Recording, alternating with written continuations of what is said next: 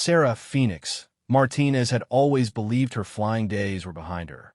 At 42, she spent her mornings tending to her small ranch outside Reno, Nevada, watching the sun rise over the Sierra Mountains while her horses grazed peacefully in the pasture.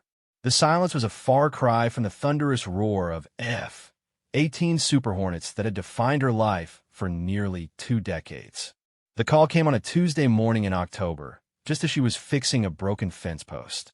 Her phone buzzed with an unknown number, but the area code made her pause. It was from Naval Air Station Fallon, just 90 miles away. "Commander Martinez?" The voice was crisp, military precision cutting through the static. "It's just Sarah now," she replied, setting down her hammer. "I've been retired for 12 years. Ma'am, this is Captain James Harrison from Top Gun. I need to ask you to come in immediately. There's a situation." Sarah felt her heart skip. Top Gun didn't make casual calls to retired pilots. "What kind of situation?" "The kind that requires someone with your specific expertise. I can't discuss details over an unsecured line, but, Commander, we need the Phoenix back in the air." 3 hours later, Sarah found herself walking through the gates of NAS Fallon for the first time since her retirement ceremony. The base looked different. Newer buildings mixed with the familiar hangars where she'd once trained the best of the best. Young sailors saluted as she passed, their faces curious about this civilian woman being escorted directly to the command center. Captain Harrison was waiting in the briefing room, his expression grave. Beside him stood Admiral Rebecca Chun, a woman Sarah recognized from news reports as the current head of naval aviation. The presence of such high-ranking officials confirmed her suspicions that this was no ordinary request. "Sarah, thank you for coming," Admiral Chun said, rising from her chair. "I know this is unusual, but we have a crisis that requires someone with your unique qualifications." "Which are?" Sarah asked, taking a seat across from them. Captain Harrison activated a wall display showing satellite imagery of the Pacific Ocean. 48 hours ago, an F-22 Raptor went down approximately 800 miles northwest of Hawaii. The pilot, Lieutenant Colonel Michael Torres, managed to get off a distress signal before losing radio contact. Sarah studied the images, her trained eye immediately picking up the details. "That's a big search area. What makes this different from a standard search and rescue?" "The location," Admiral Chun replied. "The aircraft went down in international waters near a disputed island chain. Chinese naval forces have moved into the area, claiming they're conducting humanitarian assistance. Meanwhile, they've been jamming our communications and preventing our rescue teams from reaching the site."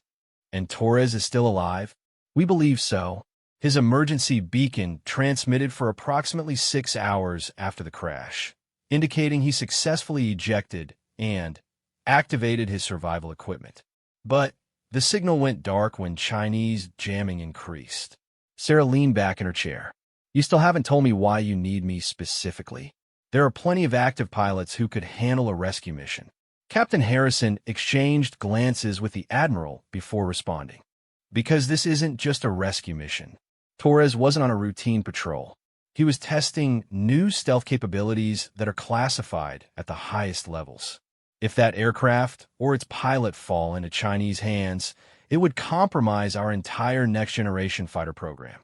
The mission requires someone who can penetrate heavily defended airspace, locate and extract Torres, and do it all without starting an international incident," Admiral Chun added. "Your record from Operation Desert Storm and your subsequent years as a Top Gun instructor make you uniquely qualified."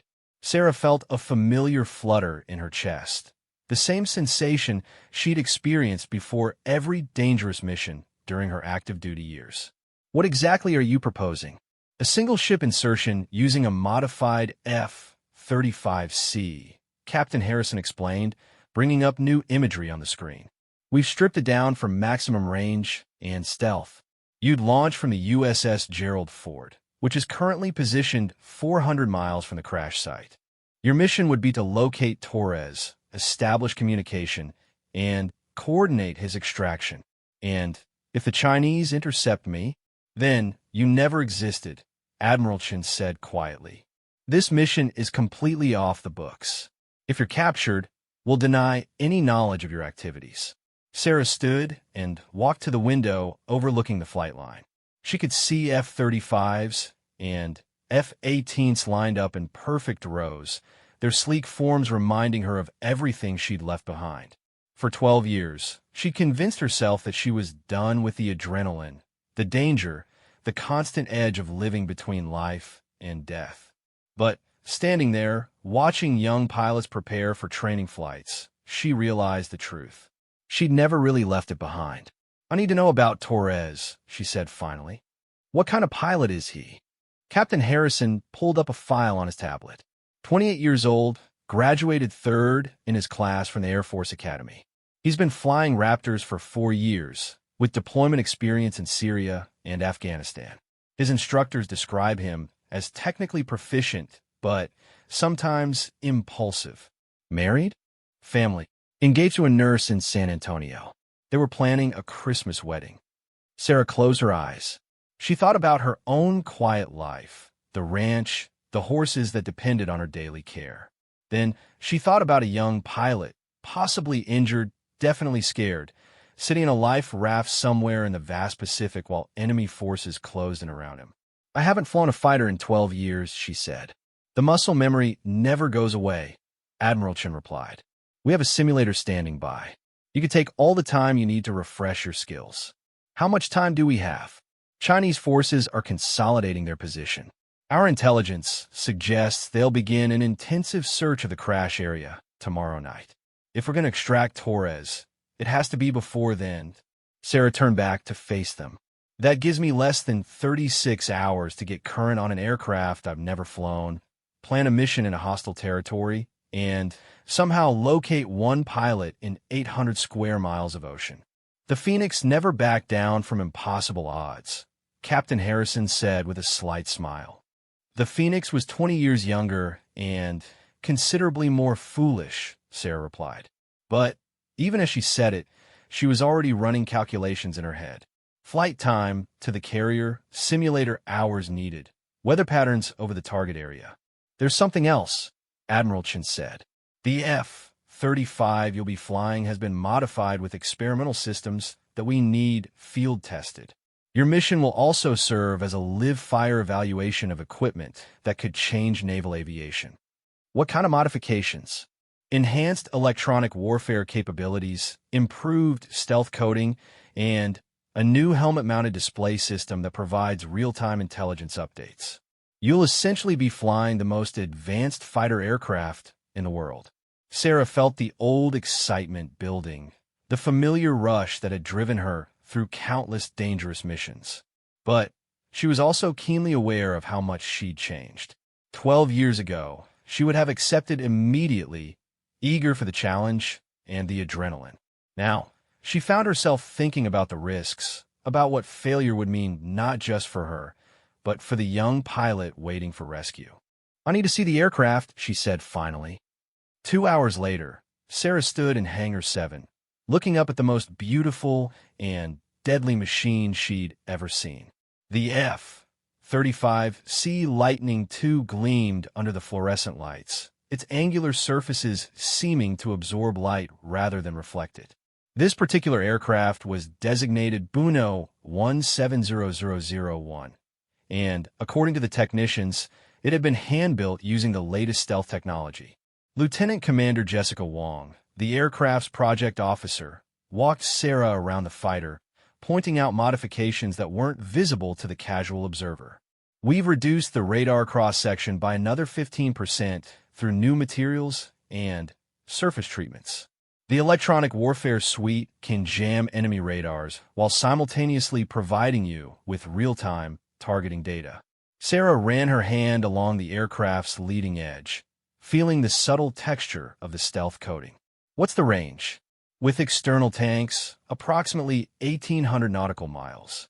But for this mission, you'll be flying clean to maintain stealth, which give you about 1,200 miles. That's cutting it close for a round trip to the target area. The Ford will move closer to the extraction point once you've located Torres.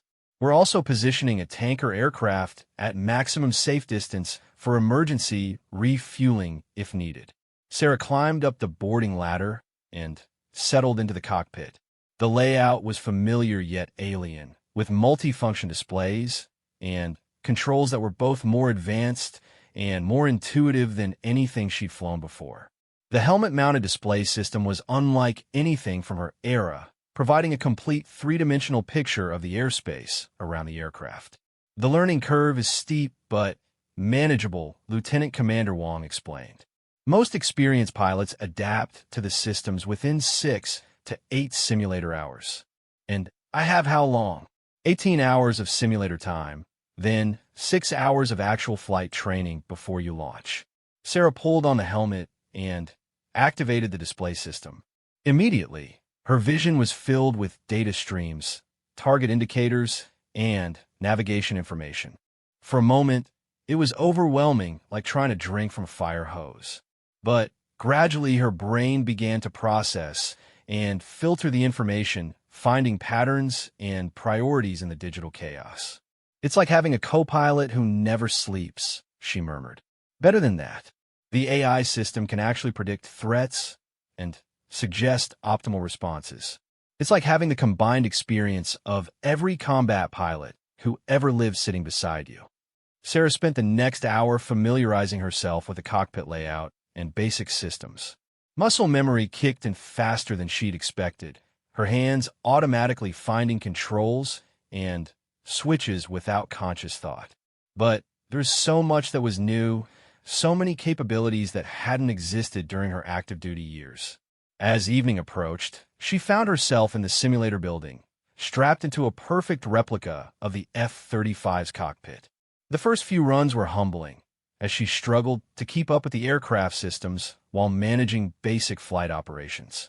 But gradually, the pieces began coming together. Your instincts are still there, observed Commander Sarah Phillips, her instructor pilot.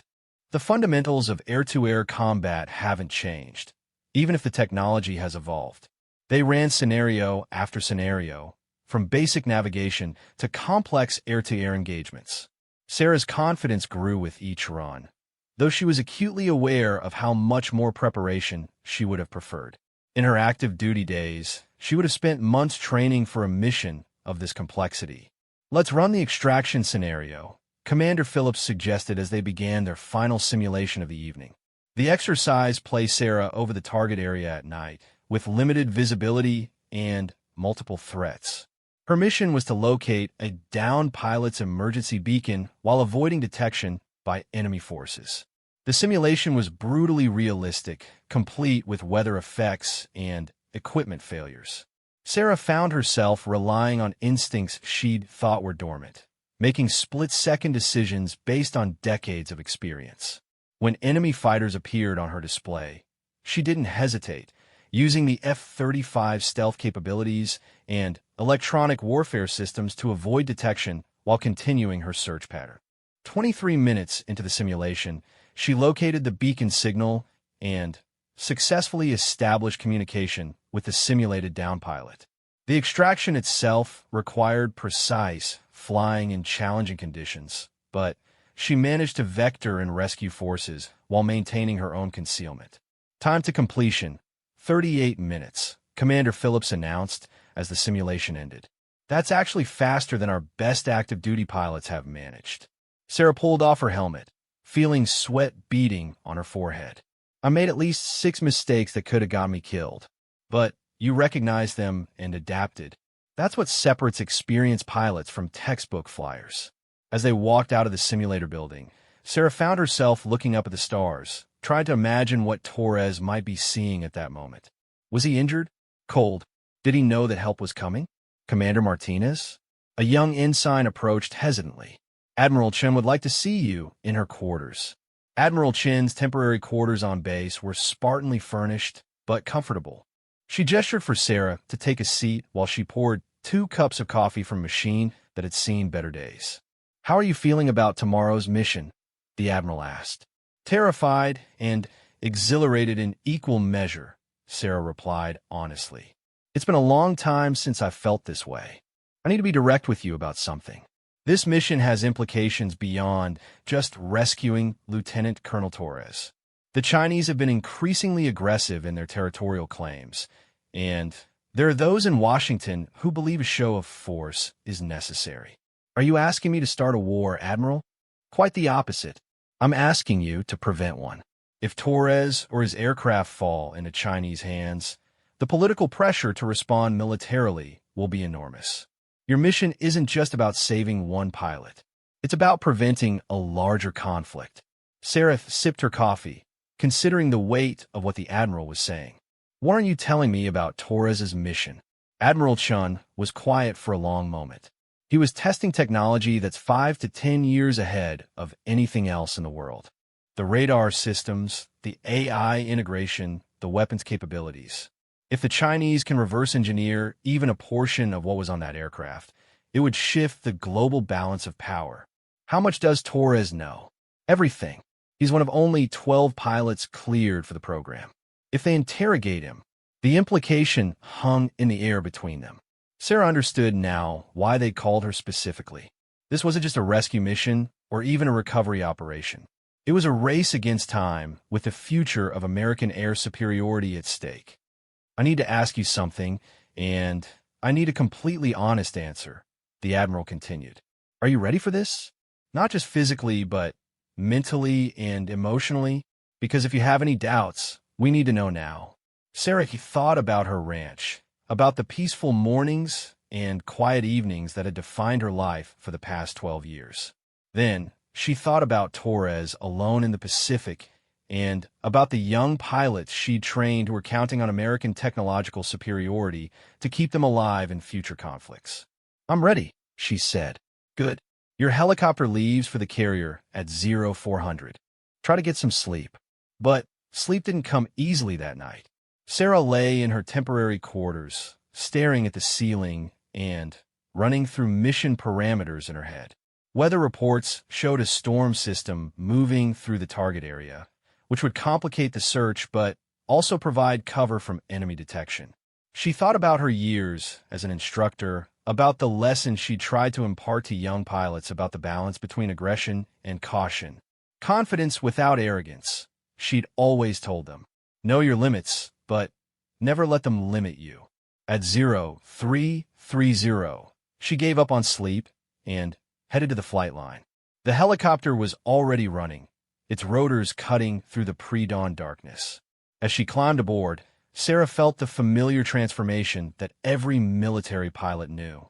The civilian rancher was gone, replaced by Phoenix Martinez, Top Gun instructor and combat veteran. The flight to the USS Gerald Ford took 3 hours, crossing dark ocean under a canopy of stars. Sarah spent the time reviewing intelligence reports and mission plans, but part of her mind was already in the cockpit of the F-35, running through the challenges ahead. As the massive carrier came into view, its flight deck blazing with lights, Sarah felt a surge of emotion she hadn't expected. For 12 years, she'd told herself that she'd moved beyond this life, that she'd found something better in the quiet simplicity of ranch life. But seeing the organized chaos of a carrier at war readiness, she realized that part of her had never left.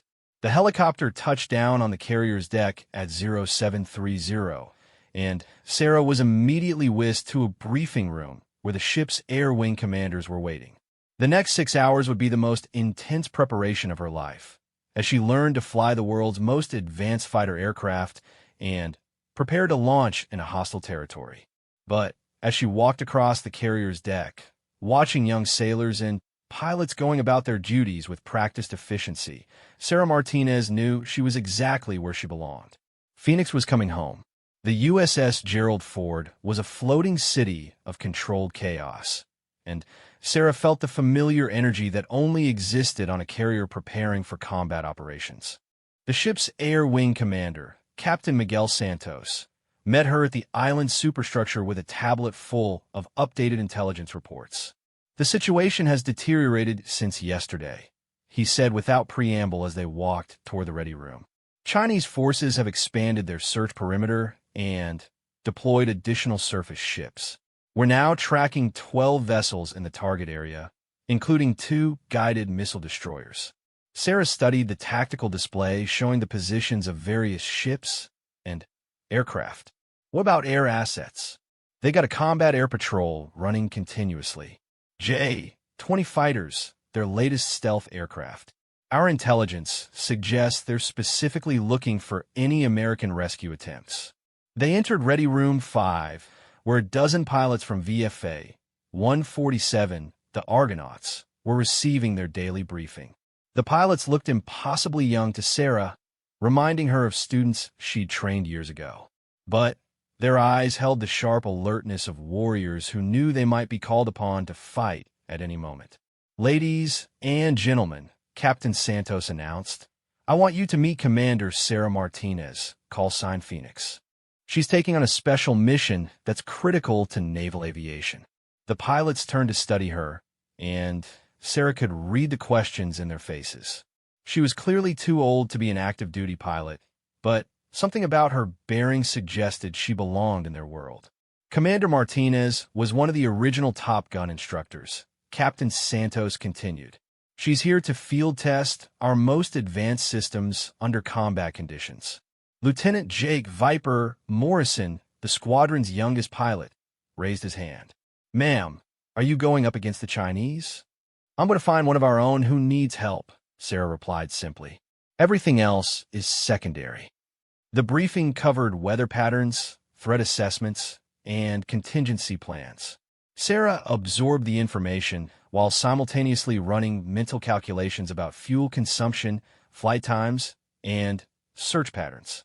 The F-35C she'd be flying had been loaded with every piece of advanced equipment the Navy possessed, but it was still just one aircraft against an increasingly hostile environment. After the briefing, Sarah spent 2 hours in the ship's advanced simulator, practicing approaches to the target area under various conditions.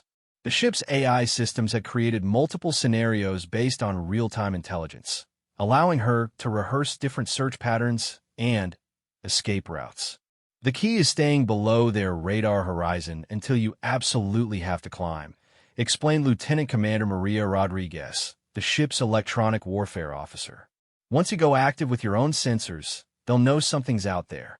"What's the effective range of their air defense systems?" "The destroyers carry HQ-9 missiles with a range of about 100 miles. But their real threat is the J-20's. They're fast, stealthy, and very capable in air-to-air combat." Sarah nodded, making mental notes. Air-to-air combat had been her specialty during her active years, but these Chinese pilots will be flying aircraft nearly as advanced as her own. Any engagement would come down to pilot skill and tactical awareness.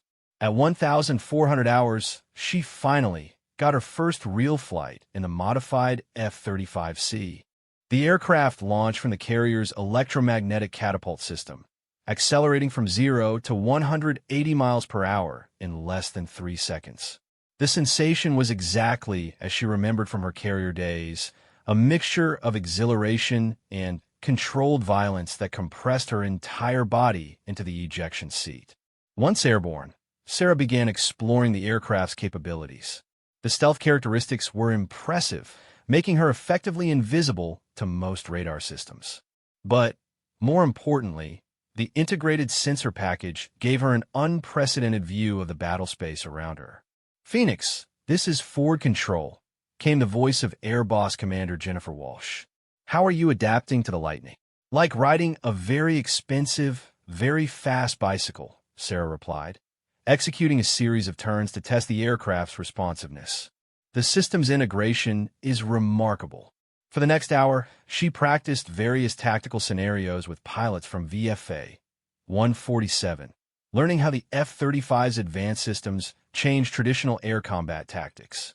The aircraft could engage targets at ranges that would have been impossible in her F-18 days, but it also required a completely different approach to situational awareness. "The AI does a lot of the work," explained Lieutenant Morrison during the post-flight debriefing. "But you still need to think 3 steps ahead of what the computer's telling you." "That part hasn't changed," Sarah observed. "Good pilots have always been chess players." As evening approached, Sarah found herself on the carrier's bridge, watching the sunset paint the Pacific in shades of orange and red. Tomorrow's mission would launch at 0200, giving her maximum darkness for the most dangerous portions of the flight. Captain Rebecca Kim, the Ford's commanding officer, joined her at the railing. "I've read your service record. Operation Desert Storm, the Kosovo intervention, 2 deployments to Afghanistan. You've seen more combat than most of my current pilots combined." "Different kind of combat," Sarah replied. "More straightforward in some ways. The enemy wore uniforms and flew aircraft with clear national markings. This gray area warfare is more complicated. Are you having second thoughts?" Sarah considered the question honestly. "About the mission? No. About whether I'm still capable of executing it. That's a different question. Captain Santos tells me your simulator scores are higher than 90% of our active duty pilots." "Simulators don't shoot back." Captain Kim smiled grimly. "No, they don't. But sometimes experience matters more than reflexes.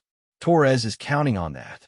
The conversation was interrupted by the approach of Commander Walsh, the air boss. "Phoenix, we got an update from intelligence. The Chinese have moved one of their destroyers directly over the estimated crash site. They're conducting underwater search operations." Sarah felt her heart sink. If Chinese divers reached the F-22’s wreckage before she could locate Torres, the mission's secondary objective would be impossible. Worse, it would mean Torres had been in the water for nearly 3 days, pushing the limits of survival in the open ocean. "Have we heard anything from his emergency beacon?" "Negative. It's been dark since the first night. Could be equipment failure, could be worse." Sarah studied the updated intelligence display, noting the positions of various Chinese vessels. The destroyer was accompanied by 2 frigates and what appeared to be a submarine rescue ship. They weren't just looking for Torres. They were conducting a full-scale recovery operation. "What's the weather forecast for the target area?" "Storm system moving through tonight and tomorrow morning. Winds gusting to 40 knots, seas running 8 to 12 feet. It'll make flying conditions challenging, but it should also limit Chinese air operations." Sarah saw the opportunity immediately. Bad weather works both ways. They'll have trouble maintaining their search pattern, and their radar effectiveness will be reduced. That's what Captain Santos is thinking. He's moving up your launch time to 2,300 to take advantage of the storm front. The next few hours passed in a blur of final preparations. Sarah reviewed reconnaissance photos of the target area, memorized the positions of known threats, and conducted one final systems check on her aircraft.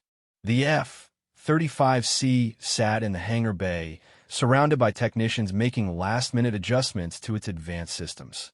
"All electronic warfare systems are functioning perfectly," reported Chief Petty Officer David Kim, the aircraft's crew chief. "We've loaded the latest threat libraries and updated the AI's tactical databases." "What about weapons?" 2 AIM, 120D AMRAAMs for air-to-air, 2 AIM, 9 X-Sidewinders for close-in work. We also installed a gun pod with 180 rounds of 20 millimeters. Hopefully, you won't need any of it." Sarah performed her own pre-flight inspection, checking every system and surface with the thoroughness that had kept her alive through 20 years of dangerous flying. The aircraft was a technological marvel, but ultimately it was just a machine that would only be as effective as the pilot flying it. At 2200, she attended the final mission briefing with Captain Santos and the ship's intelligence officer. The latest satellite imagery showed Chinese forces had intensified their search efforts, with underwater vehicles systematically scanning the ocean floor near the crash site. "Your primary objective remains locating and establishing communication with Torres," Captain Santos emphasized. "Secondary objective is preventing the Chinese from recovering classified materials. But, Phoenix, I want to be clear about something. You're not authorized to engage enemy forces except in direct self-defense." "Understood." The political implications of this mission are enormous.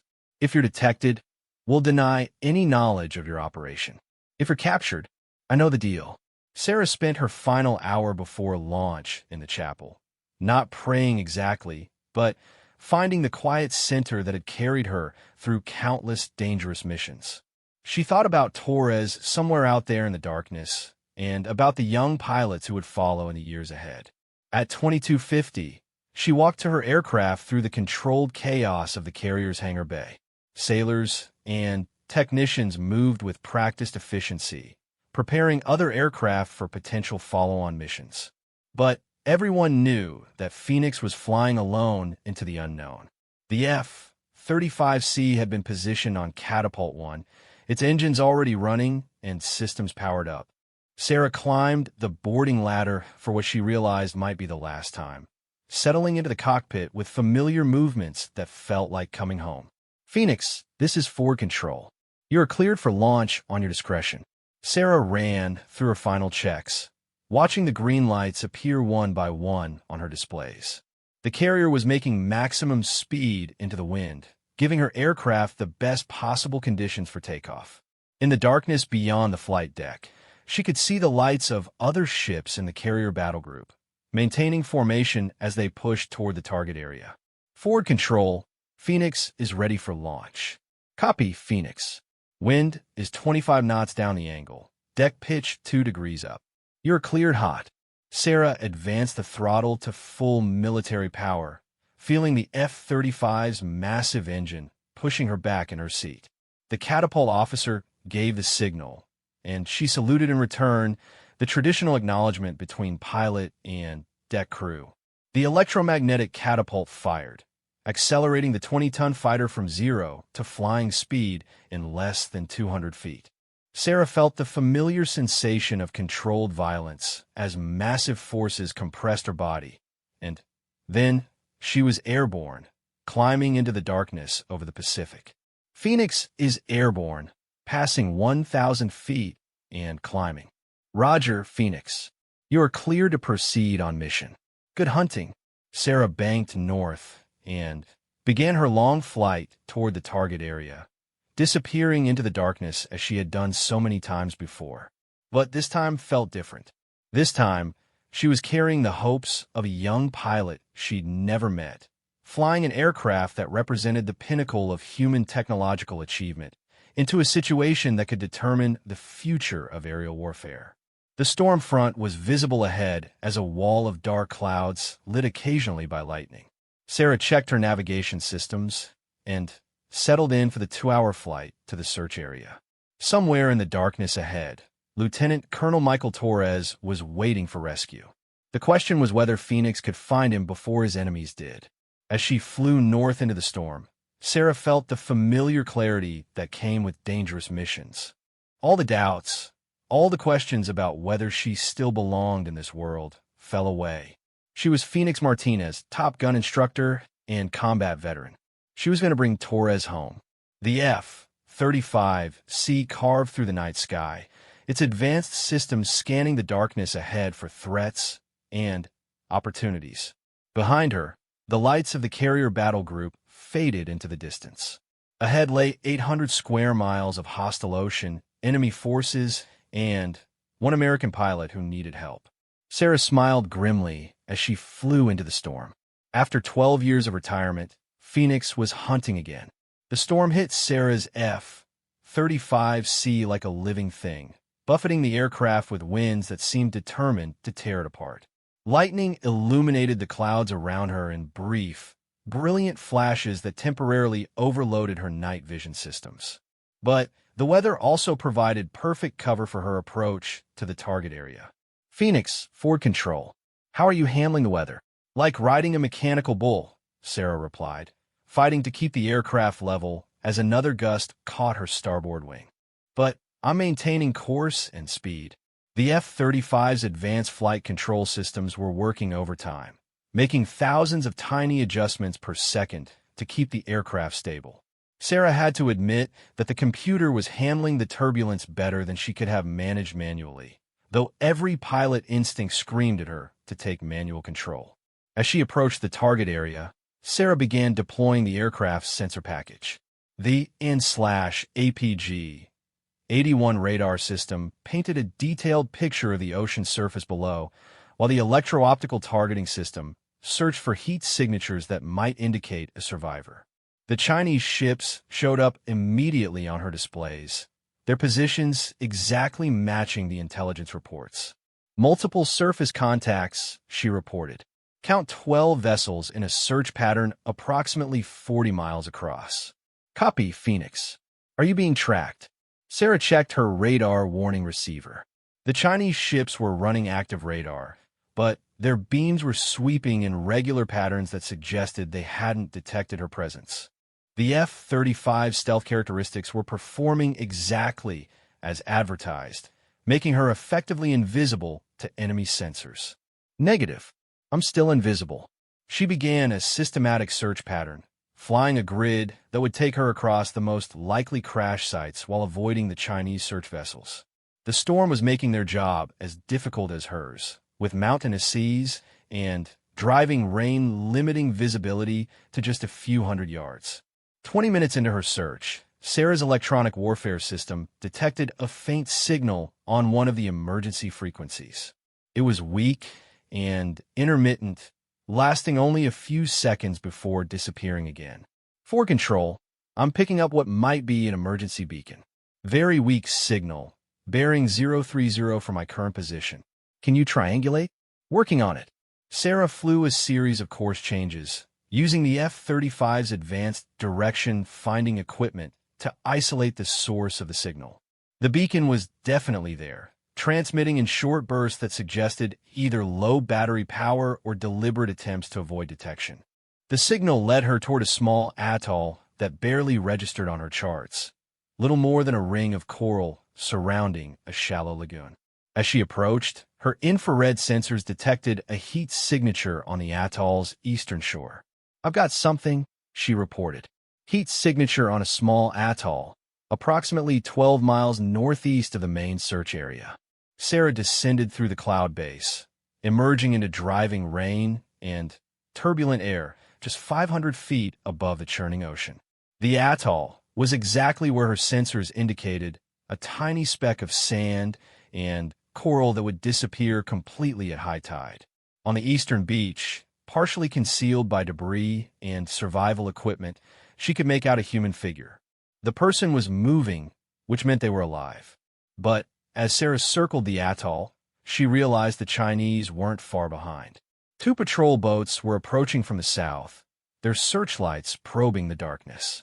For control, I've located the survivor, but we have company incoming. 2 Chinese patrol boats, estimated arrival in 15 minutes. Can you establish communication with the survivor? Sarah switched to the emergency frequency and began transmitting. American pilot, this is Phoenix on emergency frequency. If you can hear me, signal with your strobe light. For a moment, nothing happened.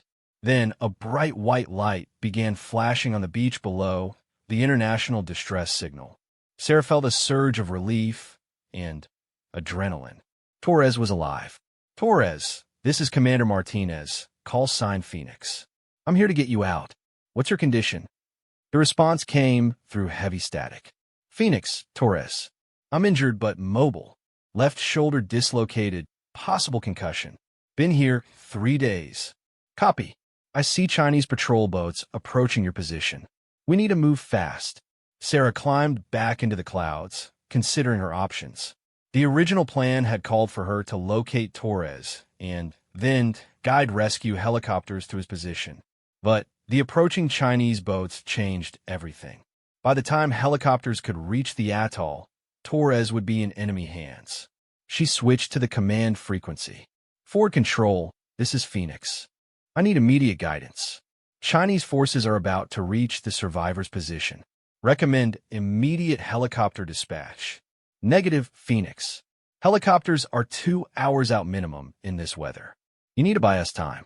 How exactly am I supposed to do that? There was a pause before Captain Santos's voice came through the radio. Phoenix, you are authorized to take any action necessary to prevent the capture of American personnel or classified materials. Sarah understood the implication immediately. She was being given authorization to engage enemy forces if necessary. But starting a shooting war with China wasn't something she wanted on her conscience. Copy, forward control. I'll see what I can do. She descended back through the clouds, her mind racing through possibilities. The Chinese patrol boats were getting closer, and Torres had nowhere to run on the tiny atoll. Direct engagement was possible, but it would almost certainly escalate the situation beyond control. Then, Sarah had an idea. The F-35's electronic warfare capabilities included systems designed to jam and confuse enemy radars and communications. But they could also be used more creatively. She began cycling through the aircraft's various jamming modes, looking for something that might work. Torres, I need you to get into the water on the north side of the atoll. Can you swim? Barely. Shoulders pretty messed up. Do your best. I'm going to create a distraction. Sarah armed her electronic warfare systems and dove toward the approaching patrol boats. As she passed overhead at high speed, she activated every jamming system simultaneously, flooding the Chinese vessels with electronic noise that would blind their radars and disrupt their communications. The effect was immediate and dramatic. The patrol boats began turning in confused circles as their navigation and communication systems failed. Sarah could see crew members on deck pointing at their equipment and shouting, though she couldn't hear them over the storm. But the jamming was a double-edged sword. While it confused the Chinese, it also revealed her presence. Within minutes, her radar warning receiver began chiming as enemy air defense systems locked onto her position. Phoenix, you're being painted by multiple fire control radars. Forward control warned. Chinese destroyers are trying to track you. Copy. I am aware. Sarah began a series of evasive maneuvers, using the F-35 stealth characteristics and the cover of the storm to break enemy target locks. But she knew her luck wouldn't last forever. More concerning, her fuel gauge showed she was approaching the point of no return. Much longer in the target area, and she wouldn't have enough fuel to reach the carrier. Torres, where are you? In the water, north side of the atoll. I can see the boats, but they seem confused. Stay put. Help is coming. But even as she said it, Sarah knew the situation was deteriorating rapidly. The Chinese patrol boats had recovered from their electronic confusion and were spreading out to search the entire atoll. Meanwhile, her radar warning receiver showed additional Chinese aircraft approaching from the west. Forward control, I've got inbound J-20's estimated arrival in 12 minutes. We're running out of time. Phoenix, the weather is clearing to your south. Rescue helicopters are launching now, but they're still 90 minutes out. 90 minutes. Sarah looked at her fuel gauge and realized she might not have 90 minutes. The electronic warfare maneuvers had consumed fuel at an alarming rate, and she was already cutting into her reserve margins. That's when she made a decision that would have horrified her instructors at Top Gun. Instead of retreating to preserve fuel and avoid the approaching enemy fighters, Sarah decided to stay and fight for time. Forward control, be advised I'm remaining in the target area to prevent enemy capture of American personnel. Phoenix, negative. You are ordered to withdraw immediately. Sorry, forward control. You're breaking up. Sarah turned off her radio and focused on the tactical situation. The Chinese patrol boats were closing in on Torres's position, while the approaching J-20's would arrive soon. She had perhaps 10 minutes to create enough chaos to buy time for the rescue helicopters. The F-35's weapons systems came online as Sarah selected her air-to-air missiles. She wasn't planning to start a war, but she was prepared to finish one if necessary. More importantly, she needed to convince the Chinese that the airspace around the atoll was too dangerous to occupy. Her first target was the lead J-20, still 20 miles out, but approaching fast. Sarah climbed to 15,000 feet, using the storm clouds for concealment while her radar painted a targeting solution. The Chinese pilot was flying straight and level, apparently confident that his stealth aircraft was undetectable. He was wrong. Sarah fired a single AIM-120D missile, watching it streak away through the darkness. She didn't wait to see the result, immediately diving back toward the ocean surface and activating her jamming systems again. The missile's impact was visible as a brief flash of light in the distance, followed by a secondary explosion as the J-20's fuel ignited. The effect on Chinese operations was immediate. Radio traffic exploded as pilots reported the loss of their lead aircraft to an unknown attacker. The second J-20 began defensive maneuvers, while the patrol boats abandoned their search pattern and began moving toward deeper water. But Sarah's problems were just beginning. Every Chinese military asset in the area now knew there was an enemy aircraft operating near the atoll, and they were determined to find it. Surface-to-air missiles began launching from the destroyers, forcing her into violent evasive maneuvers that consumed even more fuel. "Torres, what's your status?" She had reactivated her radio for the emergency frequency, hoping Torres could still receive her transmissions. "I'm in the water about 200 yards north of the atoll." The patrol boats backed off after that explosion. "What the hell happened up there?" "Just clearing the airspace. Stay where you are.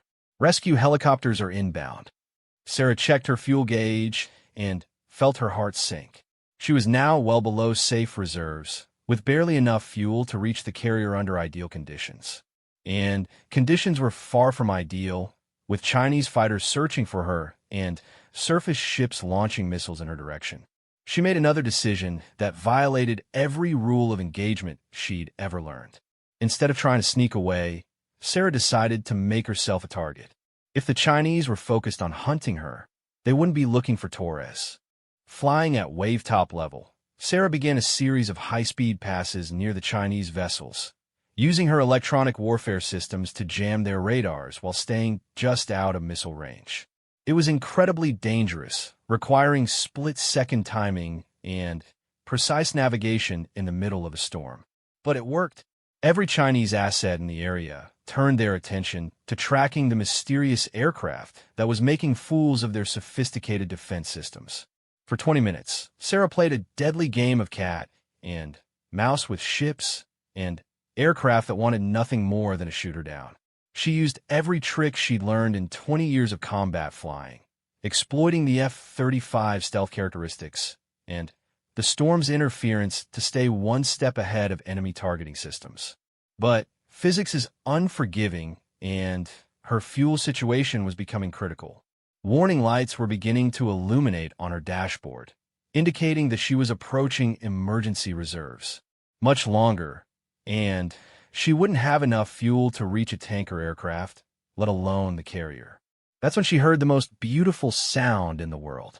"Phoenix, this is Rescue 1. We have you on radar. What's the status of the survivor?"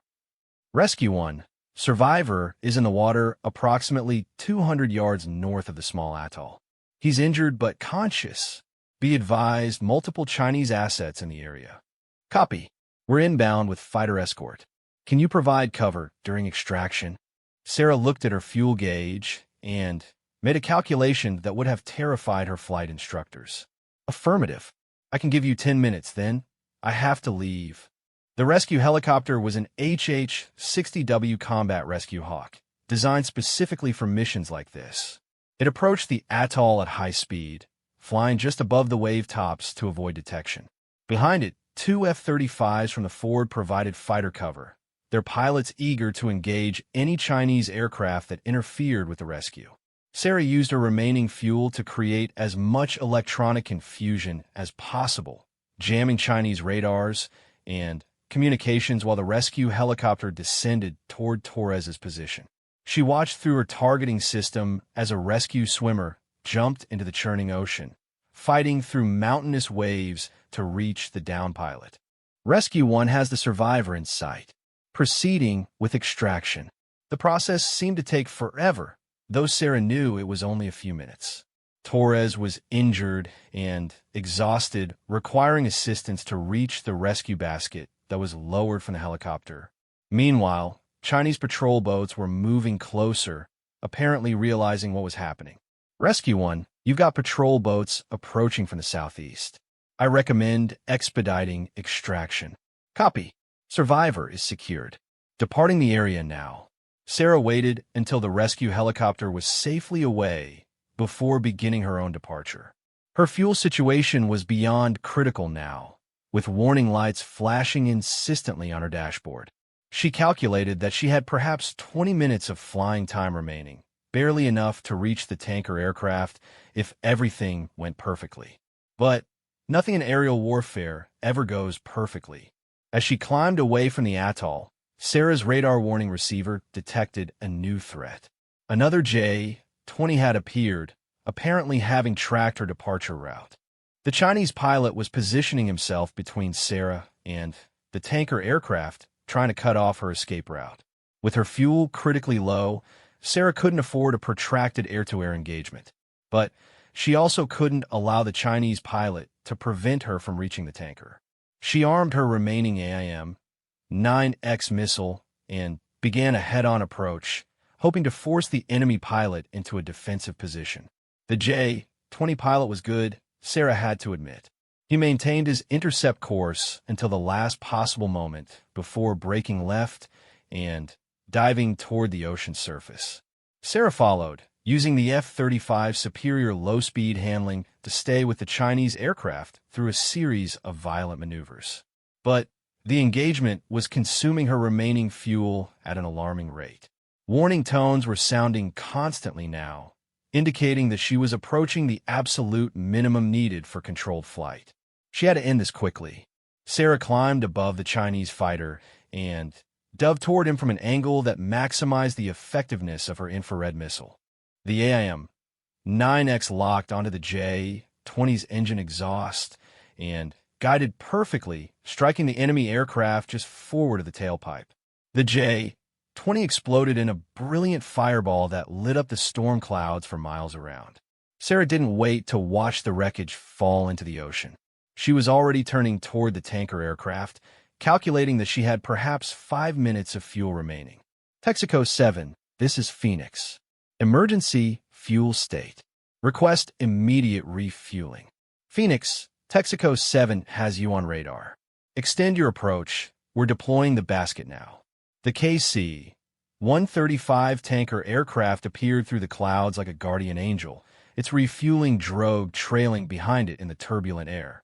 But aerial refueling in a storm is one of the most difficult maneuvers in aviation, requiring precise formation flying while both aircraft are being buffeted by winds and turbulence. Sarah made her approach carefully, fighting to keep her aircraft stable as she maneuvered toward the refueling basket. Her fuel gauge was showing empty, with the engines running on fumes. If she missed this approach, she would have to eject into the Pacific. The refueling probe made contact on the first try, and Sarah felt the reassuring flow of fuel into her tanks. For the first time in hours, she allowed herself to relax slightly. She had found Torres, fought off enemy forces, and somehow survived to tell about it. Phoenix, Ford Control. How copy? Loud and clear, Ford Control. Mission accomplished. Survivor recovered. Threats neutralized. Copy, Phoenix. Outstanding work. Proceed to the carrier for landing. The flight back to the USS Gerald Ford was anticlimactic after the intensity of the past few hours. Sarah flew through the darkness in radio silence, processing everything that had happened. She had shot down 2 enemy aircraft, something that hadn't occurred in American military operations for decades.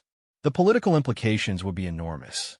But more importantly, Lieutenant Colonel Michael Torres was alive and safe, recovering aboard a rescue helicopter that was already approaching the carrier. A young pilot would return to his fiancée, would have the chance to live the life he'd almost lost in the Pacific. The carrier appeared ahead, its lights blazing in the darkness like a beacon of hope. Sarah entered the landing pattern and began her approach, configuring the F-35 for carrier operations. The electromagnetic arrestor systems caught her aircraft perfectly, bringing her to a stop in less than 300 feet. As she climbed down from the cockpit, Sarah was met by Captain Santos and the ship's medical team.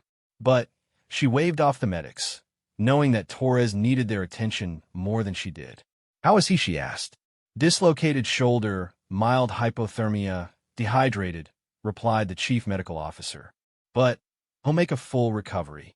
He's asking to speak with whoever rescued him." Sarah found Torres in the ship's medical bay, looking younger and more vulnerable than she'd expected. His left arm was in a sling, and he was hooked up to 4 fluids, but his eyes were alert and grateful. "You're Phoenix," he said as she entered the bay. "They told me you came out of retirement for this mission." "Something like that," Sarah replied. "How are you feeling?" "Like I've been floating in the Pacific for 3 days," Torres smiled weakly. "But alive, thanks to you. I heard explosions during the rescue." "What happened up there?" Sarah considered how much to tell him. The details of her engagement with Chinese fighters would be classified at the highest levels, debriefed endlessly by intelligence analysts and politicians. But Torres deserved to know that someone had fought for him. "Let's just say the airspace got a little crowded for a while," she said. "The important thing is that you're safe." Torres nodded, understanding that there were things he wasn't clear to know. "I kept thinking about my fiancée, wondering if I'd ever see her again. Thank you for giving me that chance." As Sarah left the medical bay, she realized that she felt different than she had in 12 years.